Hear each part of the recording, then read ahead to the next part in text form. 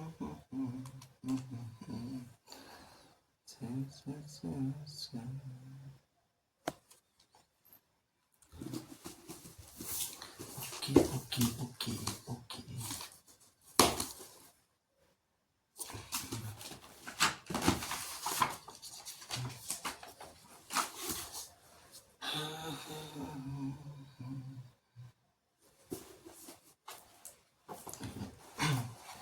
Where was I? Okay. The fourth night. Where the center of the world is.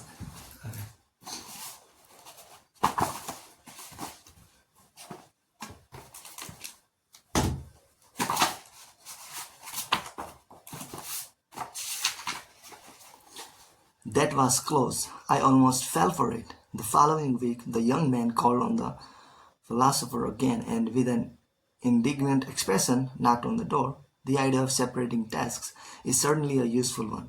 You had me completely convinced last time, but it seems like such a lonely way to live. Separating the tasks and lightening the load of one's interpersonal relations is just the same as cutting one's connection to other people. And to top it off, you're telling me to be disliked by other people. If that's what you call freedom, then I'll choose not to be free. Individual psychology and holism. Individual psychology and holism. Philosopher, well, you're looking rather gloomy today. Youth, you see, since we last met, I've been thinking calmly and carefully about the separation of tasks and about freedom. I waited until my emotions had settled and then applied my reasoning mind, but the separation of tasks just seems realistic. Seems realistic, okay? Philosopher, okay, please go on. Youth. Separating tasks is basically an idea that boils down to defining a boundary and saying, I am I and you are you. Sure, there are probably fewer interpersonal relationship problems that way, but would you really say that such a way of life is right? To me, it just seems like an extremely self-centered, misguided individualism. On my first visit here, you told me that Adlerian psychology is formally referred to as individual psychology.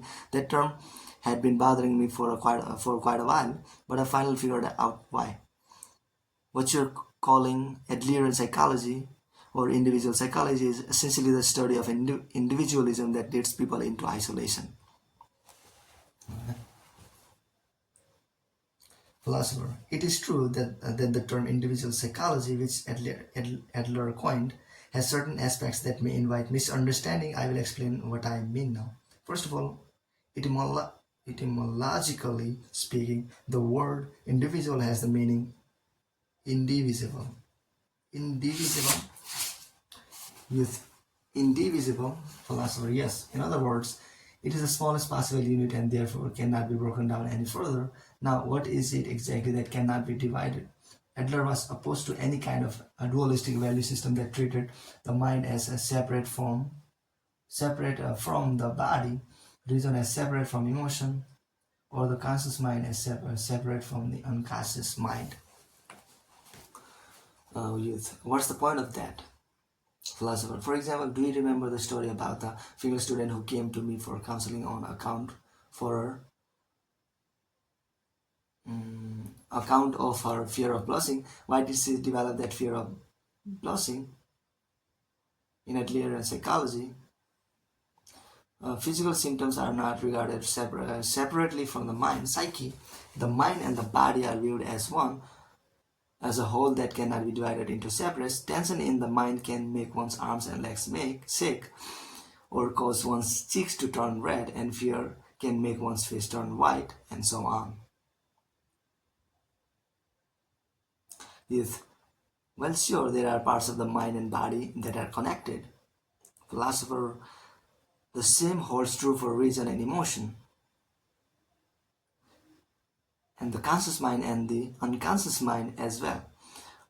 A normally cool-headed person doesn't expect to have a feel of a violent emotion and start shouting at someone. We are not struck by emotions that somehow exist independently from us, each of us in a unified whole. Youth. No, that is not true. It is precisely because we have the ability to view mind and body, reason and emotion, and the conscious and the unconscious mind as clearly separate from each other that we can gain a correct understanding of people. Isn't that a given? Philosopher. Certainly, it is true that the mind and the body are separate things, that reason and emotion are different, and that both the conscious and the unconscious mind exist. That said, however, when one flies into a rage and shouts at another person, it is I as a whole who is choosing to shout. One would never think of emotions that somehow exist independently, unrelated to one's intentions, as it were, as having produced that shouting voice. When one separates the I from emotion and things, it was the emotion that made me do it, or the emotion got the best of me and I couldn't help it. Such thinking quickly becomes a lifeline. You're referring to the time that I you're referring to the time I yelled at that waiter, aren't you? Philosopher, yes, this view of the human beings as I, as a whole, as an individual being that cannot be broken down into parts is referred to as holism. Youth. Well, that's fine, but I wasn't asking you for an academic theory to provide a definition of individual. Look, if you take Adlerian psychology to its logical conclusion, it's basically saying I am I and you are you, and leading people toward isolation. It's saying I won't interfere with you, so don't interfere with me either, and we'll both go on living however we please. Please tell me straightforwardly. Please tell me straightforwardly what your awareness is of that point. Philosopher, alright, all problems are interpersonal relationship problems. You have an understanding of this basic tenet of Adlerian psychology, correct? Yes, I do. The idea of non-interference in interpersonal relations, that is to say, the separation of tasks, probably came about as a way to resolve the problems.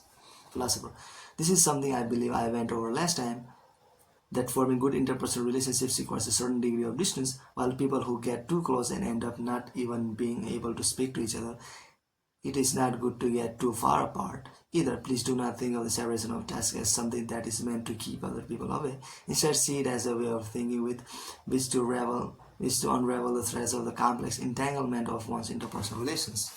Youth, to unravel the threads. Philosopher, exactly. Right now your threads and other people's threads are all tangled up in a confused mess, and you are looking at the world while in that condition. Red, blue, brown and green, all the colors mixing together. You think of it as connection, but it is not. Youth, so then what do you think a connection is? Philosopher, last time I spoke of the separation of tasks as a prescription for resolving interpersonal relationship problems, but interpersonal relationships are not something that ends just because one has separated the task. The separation of tasks is actually the point of departure for interpersonal relations. Today, let's take the discussion deeper so as to address how interpersonal relations as a whole are viewed in Adlerian psychology and consider the kind of relationships we should form with others. The goal of interpersonal relationships is a feeling of community.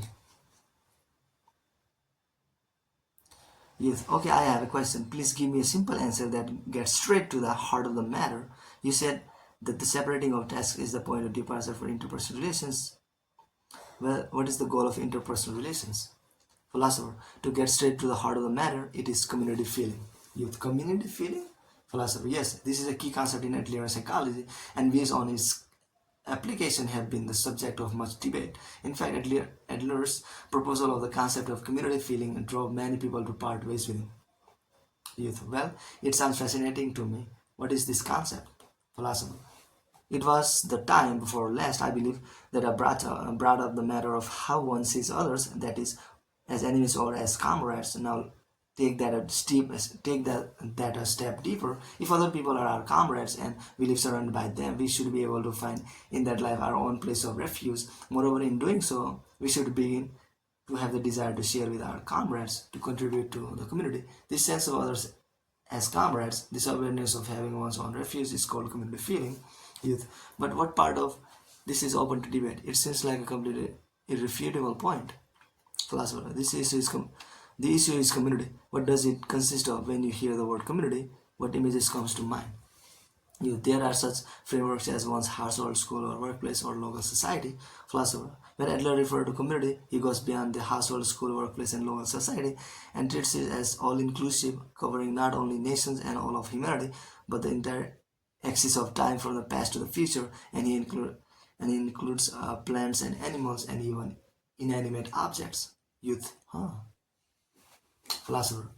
In other words, he's espousing that community is not merely one of the pre-existing frameworks that the world might bring to mind, but is also inclusive of literally everything, the entire universe from past to the future. You think, no way, now you've lost me. The universe, past and future, what on earth are you talking about? The philosopher. The majority of those who hear this have similar doubts. This is not something one can comprehend immediately. Adler himself acknowledged that the community he was espousing was an unattainable ideal.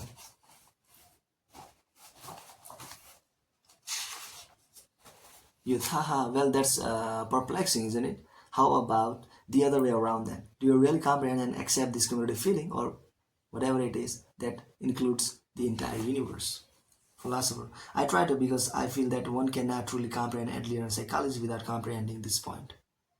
Philosopher. As I have been saying all along, Adlerian psychology has the view that all problems are interpersonal relationship problems. Interpersonal relations are the source of unhappiness, and the opposite can be said too. Interpersonal relations are the source of happiness. Youth, indeed. Philosopher. Furthermore, community feeling is the most important index for considering a state of interpersonal relations that is happy. Youth. All right, I'd like to hear all about it. Philosopher. Community feeling is also referred to as social interest, that is to say, interest in society. So now I have a question for you. Do you know what society's smallest unit is from the point of view of sociology? Youth. Society's smallest unit, huh? I'd say the family. Philosopher. No, it is you and I. When there are two people, society emerges in their presence, and community emerges there. And community emerges there too. To gain an understanding of the community feeling that Adler speaks of, it is advisable to use you and I as a starting point. Youth. And what do you do with that as the starting point?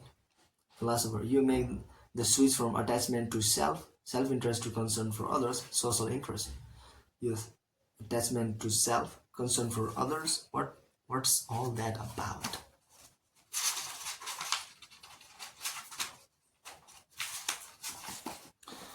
Why am I only interested in myself? Philosopher. Well, let's consider this concretely. For purpose of clarity, in place of attachment to self, I will use the word self-centered in your view. Someone who is self-centered is what sort of person? Youth. I guess the first thing that comes to mind is the kind of a person who's like a tyrant, someone who's domineering, has no qualms about being a nuance to others, and only thinks about things that are to his own advantage. He thinks that the world revolves around him, and he behaves like a dictator who rules by absolute authority and force. He's the kind of person who creates an enormous amount of trouble for everyone around him. Someone who's just like Shakespeare's King Lear, but a typical tyrant. Philosopher. I see.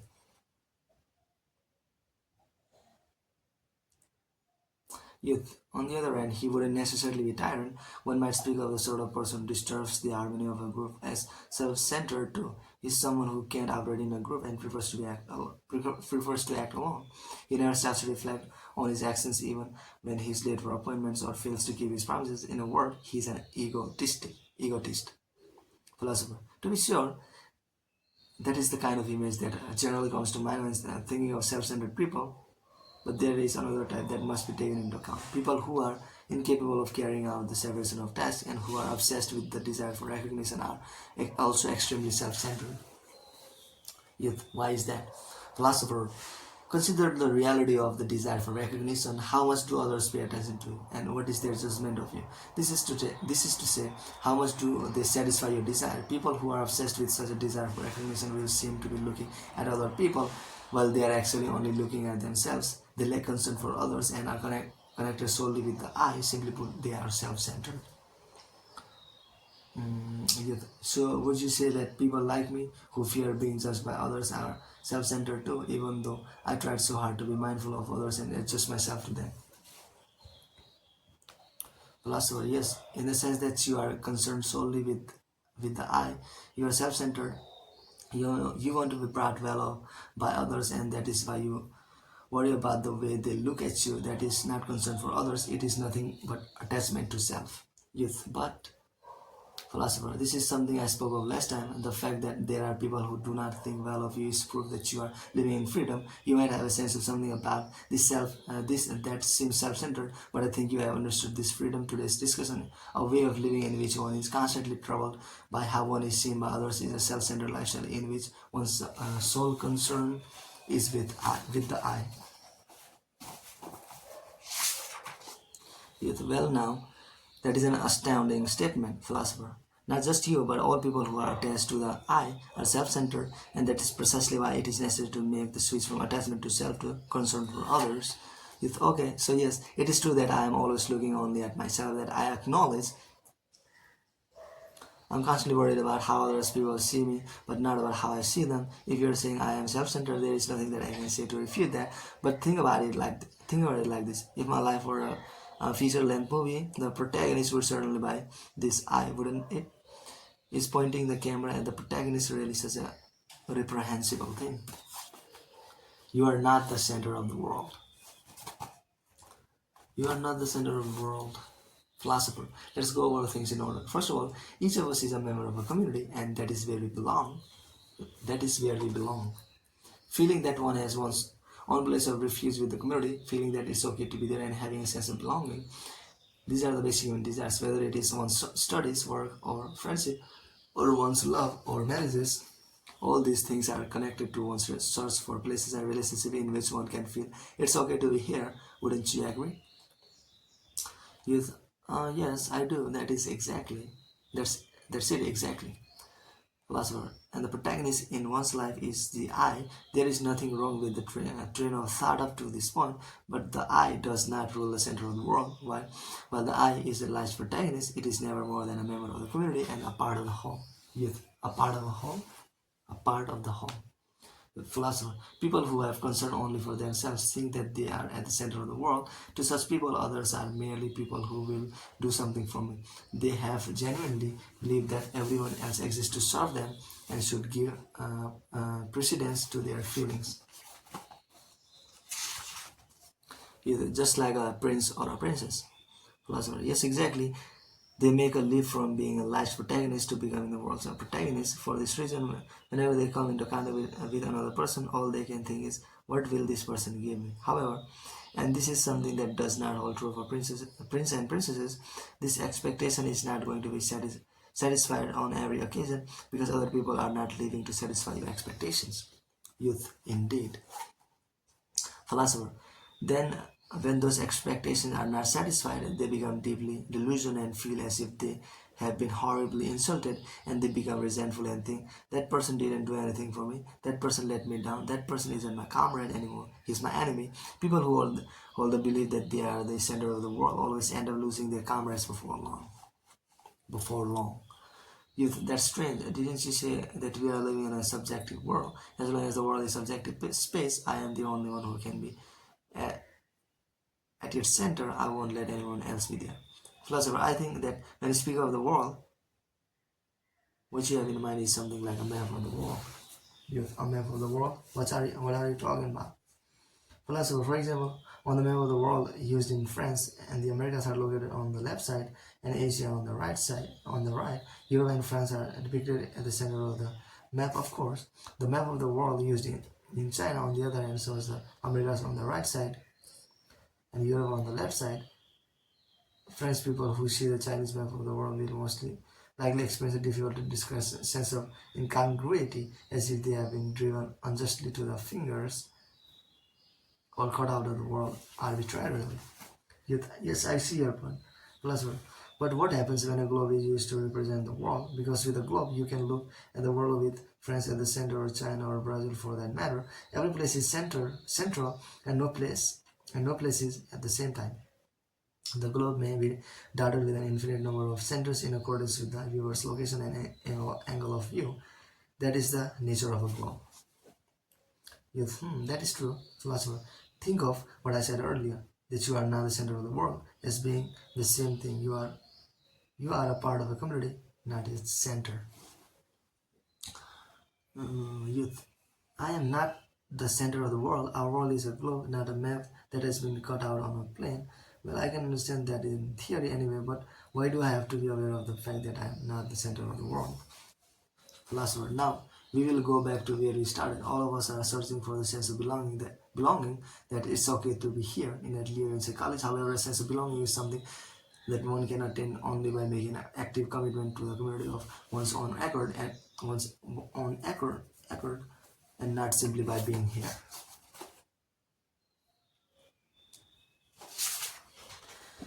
Youth, by making an active commitment, what does one do exactly?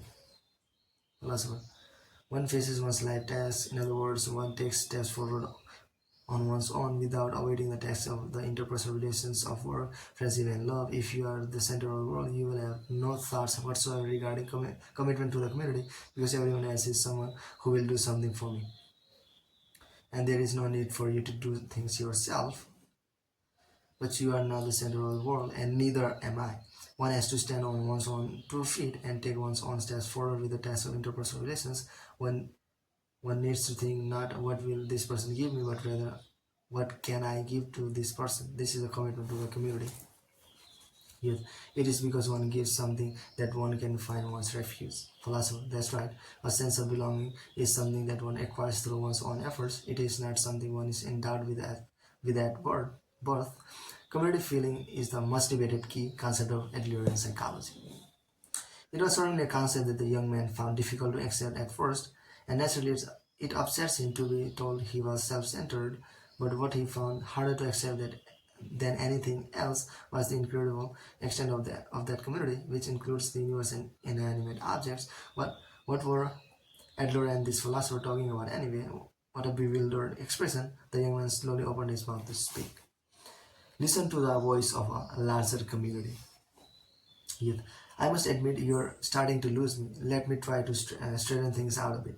First, at the gateway of interpersonal relations, we've got the separation of tasks as the goal. There's community feeling, and you're saying that community feeling is having a sense of others as comrades and an awareness of everyone's own refuge within the community. Up to this point, it is something I can understand and accept, but the details still seems a bit far-fetched. For one thing, what do you mean by expanding these things you call community to include the entire universe and then even the past and the future and everything from living things to inanimate objects? Philosopher, it certainly does make things more difficult to understand if one takes Adler's concept of community verbatim and tries to actually imagine it including the universe and inanimate objects. For the time being, suffice it to say that the scope of community is infinite. Youth infinite? Philosopher.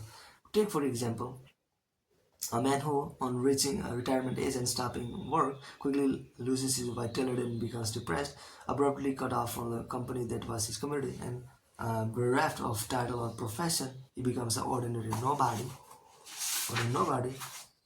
As he is unable to accept the fact that he is now normal, he becomes old practically overnight. But all that really happened to the man is that he was cut off from the small community that is his company. Each person belongs to a separate community, and when it comes down to it, all of us belong to the community of the earth and the community of the universe. Yes, that's pure sophistry. To certainly come out with "you belong to the universe" and as if that could give someone a sense of belonging. Philosopher, it's true. There's no way one can just imagine the entire universe all of a sudden. Even so, I would like you to gain the awareness that you belong to a separate, larger community that is beyond the one you see in your immediate vicinity, for example, the country or local society in which you live, and that you are contributing in some way within that community. Yes. Then what about in a situation like this? Say there's a guy who's unmarried, has lost his job, and his friends and who avoids the company of other people and just lives off the money his parents left him. So he's basically running away from all the tasks of work and tasks of friendships and tasks of love. Would you say that even a guy like that belongs to some sort of community? Philosopher, of course. Say he goes out to buy a loaf of bread, he pays for it with a coin. That coin does not simply go back to the baker of the bread, it goes to the producer of flour and butter, to the people who deliver those ingredients, to the purveyor of the gasoline used by the delivery vehicles, to people in the oil producing countries where that fuel comes from, and so on. So it's all connected. People are never truly alone or separate from community and cannot be. So you're saying I should fantasize more when I buy bread. Philosopher, it is not a fantasy, it is fact. The community Adler speaks of goes beyond things we can see, like our household and societies, to include those connections that we cannot see. Youth, excuse me for saying so, but you're escaping into abstract theory. The issue we should be addressing here is the sense of belonging, that it's okay to be here, and then with regards to the meaning of this sense of belonging, it is the community we can see that is stronger. You will agree with that, won't you? For example, if you compare the company community with the earth community, the sense of belonging to someone who says, I am a member of this company would be stronger. To borrow your terminology, the distance and depth of the interpersonal relations are completely different. It's only natural that when we search for a sense of belonging, we will be attracted to the smaller community. Philosopher, that is a perspective observation. So let's starting thinking about why we should be aware of multiple and larger communities.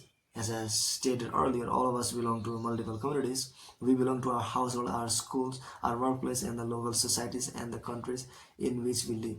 This far you agree with, yes? Yes, I do.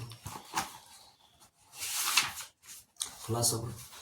Well, suppose that you, as a student, regarded the community that is school as absolute. In other words, school is everything to you. Your I existed because of school, and no other I is possible without it. But naturally, there will be occasions within the community when you run into adversity. It could be getting bullied, or not being able to make friends, or keep up with your schoolwork, or not adapting to the system of the school in the first place. That is to say, it's possible that with regard to the community that is your school, you won't have it. You won't have that. It's okay to be here, sense of belonging. Yes, absolutely. That's quite possible. Philosopher. When that happens, if you're thinking of school as being everything to you, you will end up without a sense of belonging to anything. And then you will escape within a smaller community such as your home. You will shut yourself in, and maybe even turn to violence against members of your own family. And by doing such things, you will be attempting to gain a sense of belonging somehow. What I would like you to focus on here, though, is that there is a more separate community, and moreover, that there is a larger community. Yes, what does that mean? Philosopher, that there is a larger world that extends far beyond the confines of the school, and every one of us is a member of that world. If there is no place of refuge in your school, you should find a different refuge outside the walls of the school. You can change schools, and it's fine to withdraw from school too. A community that you can break relations with by simply submitting a withdrawal notice is one that you can have only so much connection to in any case. Once you know how big the world is, you will see that all the hardships you went through in school was a storm in a teacup. The moment you leave the teacup, the raging storm will be gone, and a gentle breeze will greet you in its place. Are you saying that as long as you keep yourself sort of inside the teacup, you'll never stand a chance outside it? Plus, secluding yourself in your room is akin to staying in the teacup, as if you are hunkering down in a small shelter. You might be able to wait out the rain for a short while, but the storm will continue on unabated. Youth. Well, maybe in theory anyway, but it's hard to break out. The decision to withdraw from school itself isn't something to be taken lightly. Philosopher. I'm sure you are right. It would not be easy, therefore, there is a principle of action that I would like you to commit to memory. When we run into difficulties in our interpersonal relations, when we can no longer see a way out, what we should consider first and foremost is the principle that says, listen to the voice of the larger community. Yes, the voice of the larger community. Philosopher, if it is a school, one does not judge things with the common sense of the community that is the school, but instead follows the common sense of larger community. Now let's say it's a school, and your teacher has been behaving in an authoritarian manner, but the power or authority your teacher wields is nothing more than an aspect of the common sense that operates only within the small community that is the school. From the standpoint of the community that is human society, both you and your teacher are equal humans. If unreasonable demands are being thrust on you, it is fine to object to them directly. But it will be very difficult to object when the teacher is right in front of me. Philosopher, not at all. Though this might be termed a you and I relationship, if it is one that can break down just because you raise an objection, that is not the sort of relationship you need to get into in the first place. it is fine to just let go of it. Living in fear of one's relationship falling apart is an unfree way to live, in which one is living for other people.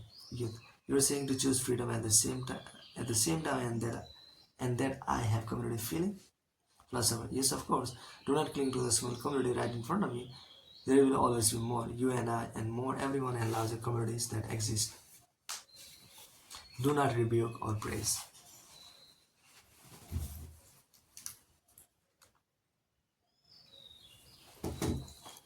Do not rebuke or praise. Yet, well, alright, but don't you see you haven't touched on the essential point, that is the course of progression from the separation of task to community feeling. So first I separate the task. I think of my task as being up to this point, and everything beyond that is other people's task. I don't intervene in other people's tasks, and I draw a line so that other people won't intervene in mine. But how can one build interpersonal relations with this separation of tasks and arrive in the end at the community feeling that it's okay to be here? How does Adler psychology advise us to overcome the life tasks of work, friendship, and love? It seems like you are just trying to confuse it with abstract words without going into any concrete explanations. Philosopher, yes, you hit on the important point. How does carrying out the separation of tasks connect with good relations? That is to say, how does it connect with building the kind of relations in which we cooperate and act in harmony with each other, which brings us to the concept of horizontal relationship. With horizontal relationship, philosopher, let's start with an easily understood example, that of the parent-child relationship, whether the circumstances are those of child rearing or of training junior staff in the workplace. For example, generally speaking, there are two approaches that are considered. One is the method of raising by rebuke, and the other is the method of raising by praise. Yes, and that is a hotly debated issue. Philosopher, which one do you think is the better choice, to rebuke or to praise? Yes, it's better to raise by praising, of course. Philosopher, why? Yes, take animal training for example. When teaching animals to do tricks, you can make them obey with a whip. This is a typical raising by rebuke way. On the other hand, it's also possible to get animals to learn tricks by holding up rewards of food or saying kind words. That is raising by praise. Both ways can lead to the same results. They learn new tricks, but the motivation for moving towards the object is completely different if the animal is doing it because it will be rebuked or doing it because it wants to be praised. In the latter instance, it will come with a feeling of joy. Rebuke only makes the animal wither, but raising with praise naturally allows it to grow strong and healthy. This seems like an obvious conclusion. Philosopher, animal training is an interesting example. Now let's look at this from the standpoint of Adlerian psychology. In Adlerian psychology, we take the stance that is child rearing, and in all other forms of communication with other people, one must not praise. Yet one must not praise. Philosopher, physical punishment is out of the question. Of course, and rebuking is not accepted either. One must not praise and one must not rebuke. That is the standpoint of Adlerian psychology. But how is that even possible? Philosopher, consider the reality of the act of praise. For example, suppose I praised a statement you made by saying "good job." Wouldn't hearing those words seem strange somehow?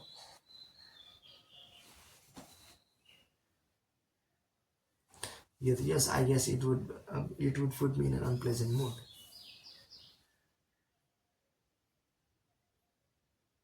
Philosopher, can you explain why it would feel unpleasant? Yes, what's unpleasant is the feeling that from the words "good job" one is being talked down to. Philosopher, exactly. In the acts of praise, there is the aspect of it being the praise, a passing of judgment by a person of ability on a person of no ability. A mother praises her child who has helped her prepare dinner, saying, "You're such a good helper." But when her husband does the same thing, you can be sure she won't be telling him, "You're such a good helper." Youth, haha, you're right about that. Philosopher. In other words, the mother who praises the child by saying things like you're such a good helper, or good job, or well, aren't you something, is unconsciously creating a hierarchical relationship and seeing the child as beneath her. The example of animal training that you just gave is also emblematic of the hierarchical relationship, the vertical relationship that is behind the praising. When one person praises another, the goal is to manipulate someone who has less ability than you. It is not done out of gratitude or respect. So you're saying that one praises in order to manipulate. Philosopher, that's right. Whether we praise or review others, the only difference is one of the carrot or the stick, and the background goal is manipulation. The reason that Adler psychology is highly critical of reward and punishment education is that its intention is to manipulate children. Yes, no way, you're wrong there. Because think of it from the standpoint of the child. For children, isn't being praised by their parents the greatest joy of all. It's because they want praise that they do their studies. It's because they want praise and that they learn to be a properly. That's how it was for me and when I was a child. How I crave praise from my parents, and even after being an adult, it's been the same way. It's been the same way. When your boss praises you, it feels good. That's how it is for everyone. That has nothing to do with reason. It's just instinctive emotion. Philosopher, one wishes to be praised by someone. One conversely, one decides to give praise to someone. That is proof that one is seeing all interpersonal relationships as vertical relationships. This holds true for you too. This holds true for you too. It is because you are living in a vertical relationship that you want to be praised. Adler psychology refutes all manner of vertical relationships and proposes that all interpersonal relationships be horizontal relationships. In a sense, this point may be regarded as the fundamental principle of Adlerian psychology. Youth. Is this something that is conveyed by the words equal but not the same? Philosopher, yes, equal, that is to say horizontal. For example, there are men who verbally abuse their wives, who do all the housework with such remarks, yes, you're not bringing in any money, so I don't want to hear it. Or it thanks to me that there's food on the table, and I'm sure you've heard this one before. You have everything you need, so what you are complaining about? It's perfectly shameful. Such statement of economic superiority or the like have no connection whatsoever to human worth. A company employee and a full-time housewife simply have different workplaces and roles and are truly equal but not the same. Youth, I agree entirely. Philosopher, they are probably afraid that women will grow wise to their situation and start earning more than men do, and that women will start asserting themselves. They see all interpersonal relations as vertical relationships, and they are afraid of being seen by women as beneath them. That is to say, they behave intense, hidden feelings of inferiority. Yet, so in a sense, they are getting into superiority complex in which they are trying to make show off their abilities. Philosopher. So it seems, in the first place, the feeling of inferiority is an awareness that arises within vertical relationships. If one can build horizontal relationships that are equal but not the same for all people, there will no longer be any room for inferiority complexes to emerge. Yes, maybe I do have an awareness of manipulation somewhere in my psyche when I go out praising other people, lying on laying on the flatter to get in good favor with my boss. That's definitely manipulation, isn't it? And it's the other way around too. I've been manipulated by being praised by others. Funny, I guess that's just sort of person I am. Philosopher, yes, in the sense that you have not been able to break out of vertical relationships, it would seem so. Youth, this is very interesting. Please go on. The encouragement approach. The encouragement approach. Philosopher, as you may recall from our discussion on the separation of tasks, I brought up the subject of intervention. This is the act of intruding on other people's tasks. So why does a person intervene here too? In the background, vertical relationships are at play. It is precisely because one perceives interpersonal relations as vertical and sees the other party as beneath one that one intervenes. Through intervention, one tries to lead the other party in the desired direction. One has convinced oneself that one is right and that the other party is wrong. Of course, the intervention here is manipulation, pure and simple. Parents commanding a child to study is a typical example of this. They might be acting out of the best of intentions from their point of view, but when it comes down to it, the parents are intruding and attempting to manipulate the child to go into their desired direction. Yet, if one can build horizontal relationships, will that intervention disappear? Philosopher, yes, it will. Youth, well, it's one thing if you're just talking about a child's studies, but when someone's suffering right there in front of you, you can just leave them be, can you? Would you still say that leading or helping hand is intervention and then do nothing? Plus, one must not let it go. One must not let it go unnoticed. It is necessary to offer assistance that does not turn into intervention. Yes. What is the difference between intervention and assistance? Philosopher. Think back to our discussion of the separation of tasks to the subject of a child's schoolwork as I stated then. This is a task that the child has to resolve himself, not something that parents or teachers can do for him. So intervention is this kind of intruding on other people's tasks and directing them by saying things like you have to study or get into that university, whereas assistance on the other hand presupposes the separation of tasks and also horizontal relationships. Having understood that studying is the child's task, one considers what one can do for him. Concretely speaking, instead of commanding from above that the child must study, one acts on him in such a way that he can gain the confidence to take care of his own studies and face his tests on his own. And that action is enforced. Philosopher. No, it's not. Without forcing and with the tasks always kept separate, one assists the child to resolve them by his own efforts. It's the approach of you. You can lead a horse to the water, but you can't make him drink. He is the one who has to face his test, and he is the one who makes the resolution. Youth. So you neither praise nor rebuke. Philosopher. That's right. One neither praise nor rebuke. This kind of assistance, which is based on horizontal relationship, is referred to in Adler psychology as encouragement. Youth. Encouragement, huh? Right. That's the term you mentioned some time ago. You said you'd explain at a later date. Philosopher. When one is not following through with one's task, it is not because one is without ability.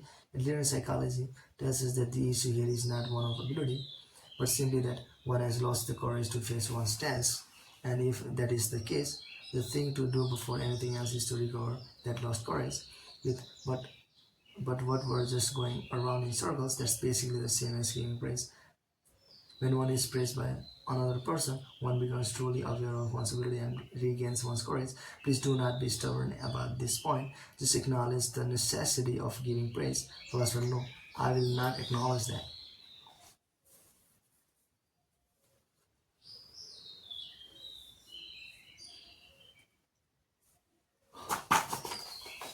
Philosopher. Philosopher. No, I will not acknowledge that. Youth. Why not?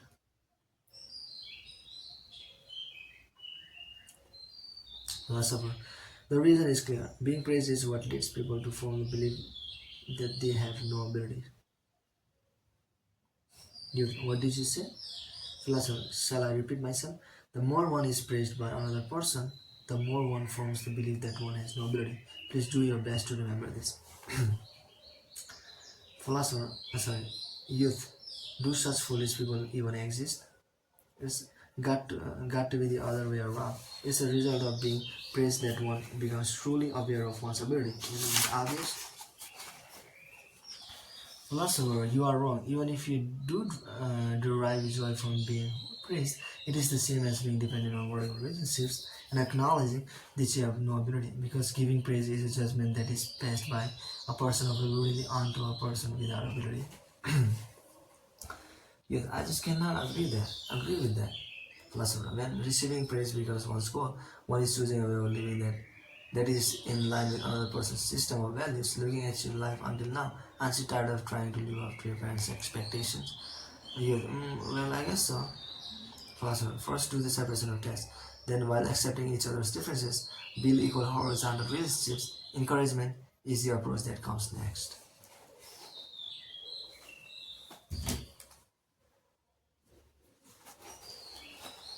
How do you feel you have value? How to feel you have value? Youth.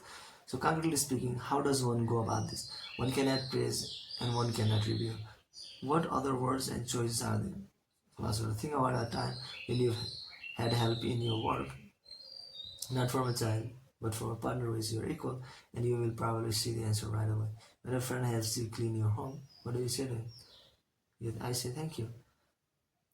That's all right. You convey words of gratitude, saying thank you to this partner who has helped you with your work. You might express straightforward delight, I am glad. Or you could convey your thanks by saying there was a big help. This is an approach to encouragement that is based on horizontal relationships. That's all? Philosopher. Yes. The most important thing is to not judge other people. Judgment is a word that comes out of vertical relationships. If one is building horizontal relationships, there will be words of more straightforward gratitude and respect and joy. If your point that judgment is created by vertical relationships certainly seems to be true. But what about this? Could the words thank you actually have such a great power as to be able to bring back courage? After all, I think I prefer to be praised, even if the words I hear are ones that come from the vertical relationships. Philosopher, being praised essentially means that one is receiving judgment from another person as good, and the measure of what is good or bad about the act is that person's yardstick. If receiving praise is what one is after, one will have no choice but to adapt to that person's yardstick and put the brakes on one's freedom. Thank you, on the other hand, rather than being judgment, is a clear expression of gratitude. When one hears words of gratitude, one knows that one has made a contribution to another person. So even if you're judged as good by another person, you don't feel that you've made a contribution. Philosopher, that's right. This is a point that will connect to our subsequent discussion as well. In Adler psychology, a great deal of emphasis is given to contribution. Youth, why is that? Philosopher, well, what does a person have to do to get courage? In Adler's view, it is only when a person is able to feel that he has worth that he can possess courage. Youth, when a person is able to feel that he has worth, philosopher, do you recall when we were discussing the feeling of inferiority, how I spoke of this as being an issue of subjective worth? Is one able to feel one has worth, or does one feel one is a worthless being? If one is able to feel one has worth, then one can accept oneself just as one is and have the courage to face one's life test. So the issue that arises at this point is how on earth can one become able to feel one has worth? Youth, yes, that's it exactly. I need you to explain that very clearly, please. Philosopher, it's quite simple. It is when one is able to feel I am beneficial to the community that one can have a true sense of one's worth. That is the answer that would be offered in Adlerian psychology. Youth, that I am beneficial to the community. Philosopher, that one can act on the community, that is to say, on other people, and that one can feel I am of use to someone instead of feeling judged by another person as good, being able to feel by way of one's own subjective viewpoint that I can make contribution to other people. It is at that point that at last we can have a true sense of our own worth. Everything we have been discussing about community, feeling, and encouragement connects here. Yes, I don't know, it's starting to get a bit confusing. Philosopher, we are getting to the heart of the discussion now. Please stick with me a while longer. It is about having concern for others, building horizontal relationships, and taking the approach of encouragement. All these things connect to the deep life awareness of I am of use to someone, and in turn to your courage to live. Youth, to be of use to someone, that is what my life is worth living for. Philosopher, let's take a little break. Would you like some coffee? Youth, yes please. The discussion of community feeling had become more confusing than ever. One must not praise and one must not rebuke either. All words that are used to judge other people are words that come out of vertical relationships, and we need to build horizontal relationships. And it is only when one is able to feel that one is of use to someone that one can have a true awareness of one's worth. There was a major flaw in this logic somewhere. The young man felt it instinctively as he sipped the hot coffee. Thoughts of his grandfather crossed his mind.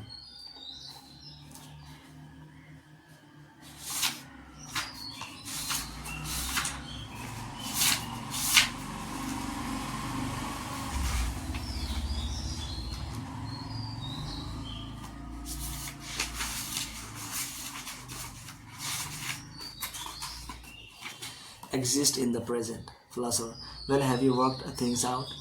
Yes, gradually, but yes, it's getting clearer. You don't seem to be aware of it.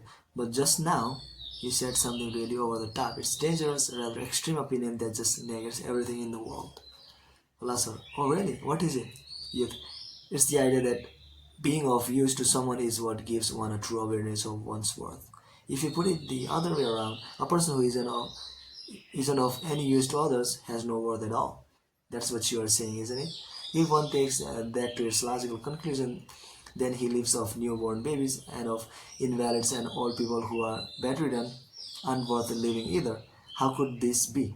Let's talk about my grandfather. He spends his days bedridden at an old people's home. Since he has dementia, he doesn't recognize any of his children or grandchildren, and his condition is such that he would not be able to go on living without constant care. One simply couldn't think of him as being of use to someone.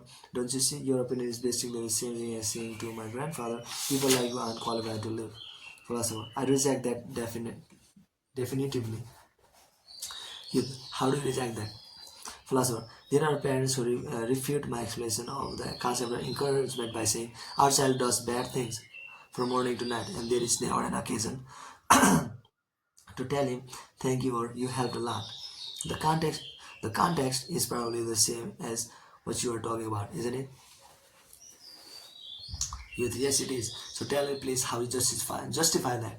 Philosopher, at this point, you are looking at another person on the level of his acts. In other words, that that person did something. So from the point of view, it might seem that bedridden old people are only a nuance and are of no use to anyone. So let's look at other people, not on the level of acts, but on the level of being, without judging whether or not other people did something or rejoices in their being there, in their very existence, and one calls out to them with words of gratitude. You call out to their existence. What on earth are you talking about?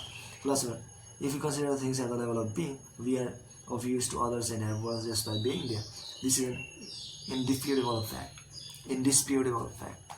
Youth, no way. Even enough joking around. Being of use to someone just by being there, being here, that's got to be straight out of some new religion. Philosopher. Well, for example, suppose your mother has a car accident, her condition is serious, and her life may be in danger. At a time like that, you would not be wondering if your mother did something or anything of the sort. More than likely, you will just be thinking you'll be glad if she makes it, and you're glad she is holding on right now. Yes, of course I would. Philosopher. That's what it means to be grateful on the level of being. Your mother might not be able to do anything in her critical condition that would be considered an act. Just by being alive, she would be supporting the psychological state of you and your family and would therefore be of use.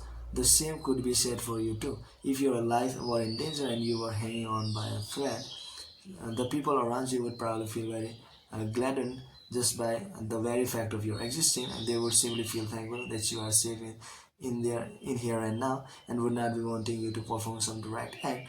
At the very least, there is no reason they would have to think that way. So instead of thinking of oneself on the level of acts, first of all, one accepts oneself on the level of being. Youth. That's an extreme example. Everyday life is different. Philosopher, no, it is the same. Youth, what is the same about it?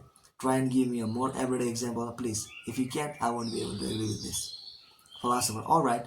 When we look at other people, we are prone to construct our own ideal image of ourselves, which we then detract from and judge. Imagine, for example, a child who never talks back to his parents, excels in both schoolwork and sports, attends a good university and joins a large community. There are parents who will compare their child to such an image of an ideal child, which is an impossible fiction, and then be filled with complaints and dissatisfaction. They treat the idealized image as 100 points, and they gradually subtract from that. This is truly a judgment way of thinking. Instead, the parents could refrain from comparing their child to anyone else, see him for who he actually is, and be glad and grateful for his being there. Instead of talking away points, instead of taking away points from some idealistic image, they could start from zero, and if they do that, they should be able to call out to his existence itself. Yes, okay, but I'd say that's an idealistic approach. So, are you saying that even with the kind of child who never goes to school or gets a job, but just shuts himself in and stays home, one should still communicate one's gratitude and say thank you? Plus, and of course, suppose you're studying child have to watch the dishes after a meal. If you were to say that enough of that already, just go to school, you would be using the words of such parents who detract from an image of an ideal child. If you were to take such an approach, the child would probably end up even more discouraged. However, if you can say straightforward thank you, the child just might feel his own worth and take a new step forward. That's just utterly hypocritical. It's nothing more than the nonsensical talk of a hypocrite. It sounds like the neighborly love that Christians talk about, the community feeling, the horizontal relationship, the gratitude for existence, and so on. Who on earth could actually do such things? Philosopher. With regards to this issue of community feeling, there was a person who asked Adler a similar question. Adler's reply was to the following: someone has to start. Other people might not be cooperative, but this is not connected to you. My advice is this: you should start with no regard to whether others are cooperative or not. My advice is exactly the same.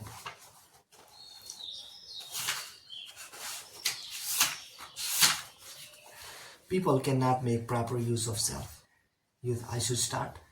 Philosopher, that's right. Without regard to whether other people are cooperative or not. Youth, all right. I'll ask you again. People can be of use to someone else simply by being alive and have a true sense of their worth just by being alive.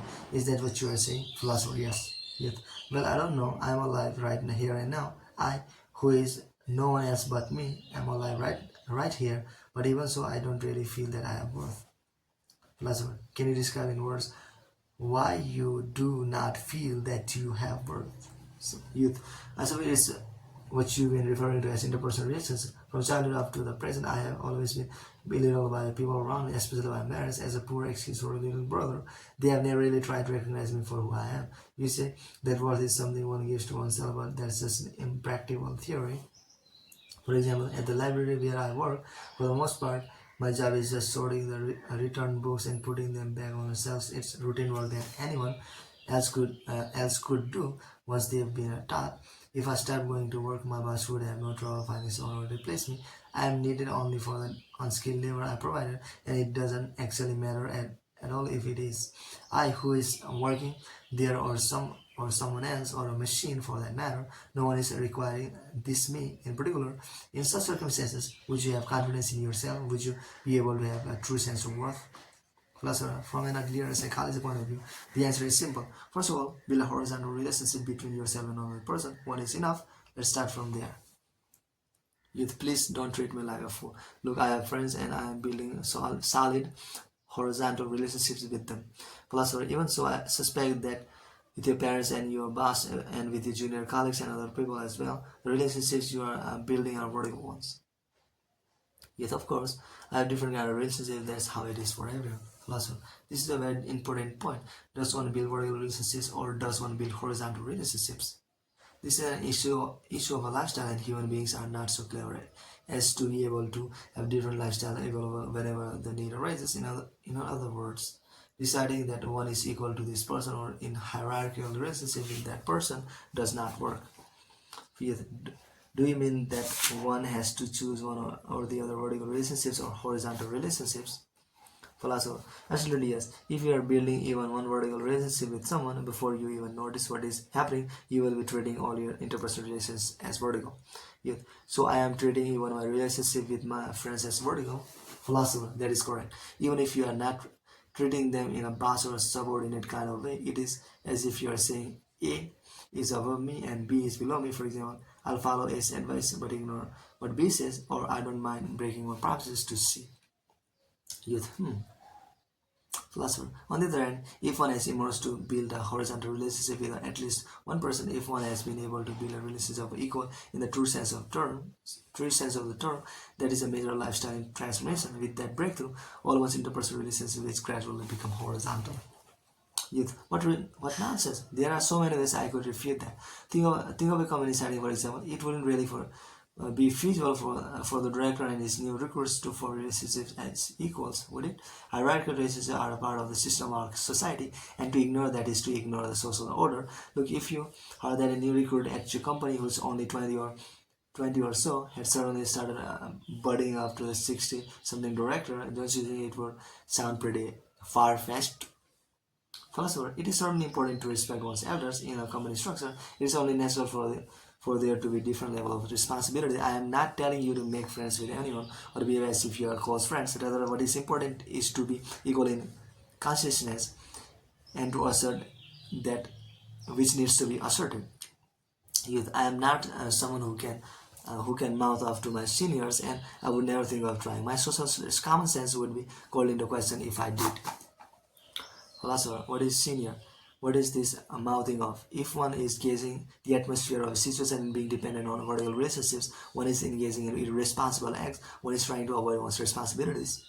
Youth, what is irresponsible about it? Philosopher, suppose that as a result of following your boss's instruction, your work ends in failure. Whose responsibility is it then? Youth, well, that'd be my boss's responsibility because I was just following orders and he was the one who decided on them. Philosopher, none of the responsibility is yours. Youth, no, it isn't. It's the responsibility of the boss who gave the order. This is what's known as organizational accountability. Philosopher, you are wrong. That is a lifeline.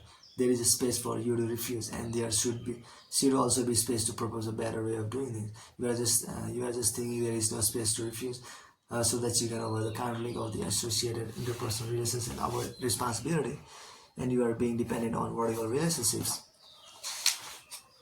Youth, are you saying I should disobey my boss? Sure, in theory I should. Theoretically, it's exactly as you say, but I can't do that. There is no way I could build a relationship like that. Philosopher, really? You are building a horizontal relationship with me right now. You are asserting yourself very well. Instead of thinking about this or that difficulty, you can just start here. Youth, I can start here. Philosopher, yes. In this small study, as I told you earlier to me, you are an irreplaceable friend. Youth. Philosopher, am I wrong? Youth, I appreciate it, I really do, but I'm afraid of accepting your proposal. Philosopher, what are you afraid of exactly? Youth, the task of friendship, naturally. I have never befriended an older man like you. I have no idea if a friend relationship with such a difference in age is even possible, or if I had better think of it as a student-teacher relationship. Philosopher, age does not matter in love and friendship. It is certainly true that the task of friendship requires a study courage with regard to the relationship with me. It will be fine to reduce the distance little later to a degree of distance in which we are not in very close contact but can still reach out and touch each other's faces with our outstretched arms, so to speak. Youth, please give me some time. Just once more, I would like some time to try to figure things out on my own. Our discussion today has given me much to think about. I would like to take it all home and ruminate on it calmly on my own. Philosopher, it takes time to gain a true understanding of cumulative feeling. It would be quite impossible to understand everything about it right here and now. Please return to your home and give it some careful thought while checking it against everything else we have discussed. Youth, I will. In my case, it was quite a blow to be told that I never really look at others and I only have concern for myself. You're really a dreadful fellow. Philosopher, haha, you said it in such a happy way. Yes, I enjoyed it immensely. It hurts, of course. It's like a sharp pain that shoots through me, as if I were swallowing needles. But still, I enjoyed it immensely. It's a habit for me. Having this discussion with you, I realized a little while ago, and maybe I don't just want to take apart your argument. I want you to take apart time too. Philosopher, I see. That's an interesting analysis. Youth, but don't forget, I told you that I am going to take apart your argument and bring you to your knees, and I haven't given up. Philosopher, thank you. I've had a good time to come by whenever you're. Thank you. I've had a good time. I have a good time to come by whenever you're ready to pick this back up. Okay. Tomorrow, the fifth night, to live in earnest in here and now.